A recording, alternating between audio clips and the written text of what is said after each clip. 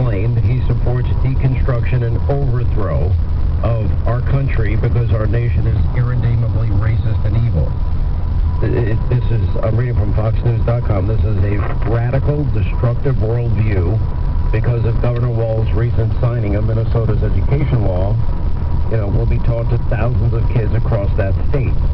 And this guy, is running for, we have Congressman Jim Banks, is running for the Senate, secured an endorsement from former President Trump. But anyway, the letter was obtained, and it's been out there for a while, and we hit it, but we just didn't, there's so much to get to in the course of any election, it's just hard to.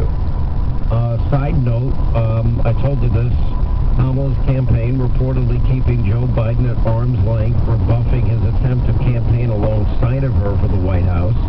And Biden apparently, according to the report, is eager to be seen with Kamala Harris.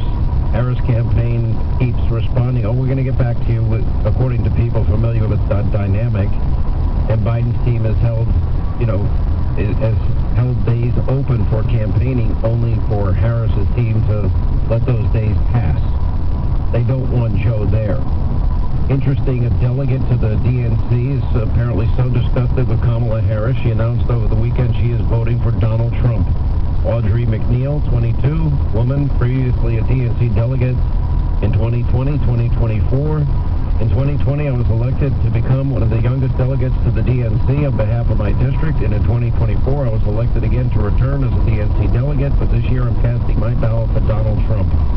After reflecting on my time at the DNC, I realized it was no longer the party of free speech, civil liberties that it used to be. And she's young, I guess she's 22, but, that's in the category of Kamala Harris saying in her own words that if you're between the ages of 18 and 24, you're stupid. That's why we put you in dormitories. That's why we have resident assistants watching over you. There's an article out on Bloomberg today. Environmental activists apparently are drafting blueprints. It sounds like Kamala's Project 2025 to make a more aggressive stance clamping down on fossil fuels. Are you paying attention, Pennsylvania? Her true belief is she wants to ban fracking.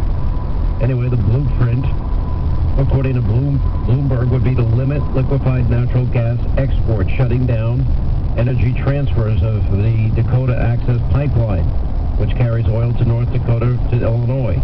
Push for a swift end to oil and gas production using special emergency authority to bar crude export and foreign fossil fuel projects. I mean, this is the Kamala I've been telling you about, that the media has refused to vet the entire campaign. That is the real Kamala, unfortunately. Now, they're going crazy out there with this fascist, racist, Hitler analogy nonsense. Where was the outrage, and Ethan made this point to me today, and anti-Hitler fascist comments when left-wing protesters at George Washington University were holding up a final solution banner? Where was that? Where was the outrage over, the pro-Hamas wing shouting Heil Hitler at the Olympics?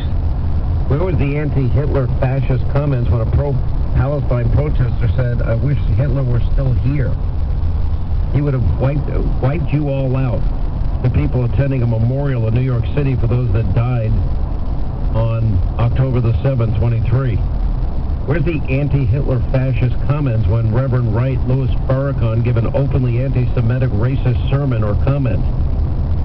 When their side literally quotes Hitler or praises Hitler, they're silent. It's always selective outrage. If you want to say what so far, and I say so far, their October surprise is, launch what is the meanest, most dishonest, ugliest campaign of smears in the history of the country. That's pretty much it.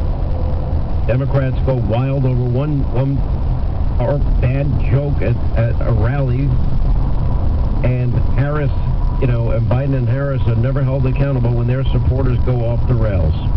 They never are. Look, I'm going to tell you right now, my rule for ethnic humor is if you're going to do it, it better be more funny than offensive. I don't think that joke passed the test by any stretch of the imagination. And this idiot shouldn't have been there, in my view. With that said, I thought Marco Rubio nailed it. But, wasn't it Madonna that said, oh, that's right, I think an awful lot about, what was it, burning down the White House or whatever, blowing it up, and, or anything else. It just never ends.